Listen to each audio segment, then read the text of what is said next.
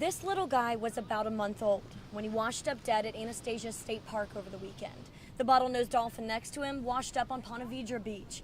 Recovery crews prepare to perform necropsies on both to determine how they died. They believe from morbillivirus. We come out here and that's one of our favorite things to watch is all the dolphins kind of play in the surf, and it's just very sad to watch. Another popular place to watch dolphins play is Marineland Dolphin Adventure in southern St. Johns County. But Debbie Varnes and her 7-year-old daughter likely won't be allowed in right now because they've been watching this recovery process so close. As part of precautionary measures Marineland is taking to make sure its dolphins don't get infected, it's asking people who have been near dolphin strandings to come back another time. Staff like field coordinator Matthew Denny also can't go into the park anytime soon because morbillivirus is highly contagious.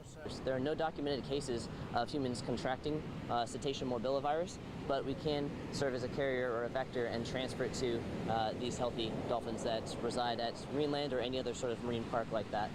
Federal wildlife officials have declared this deadly dolphin outbreak an unusual mortality event that happened once before in the 1980s. Researchers are hoping they can use what they learned to prevent something like this from happening in the future. This volunteer pulls out the dolphin's teeth, just one of many samples that they'll do to determine the cause of death and any diseases this dolphin may have had. Every sample that we can obtain is very critical, whether it be skin samples for genetics, blubber samples for contaminant load, teeth samples for aging, because they actually lay down a layer of enamel every year, so you can almost count like tree rings to get an age estimate.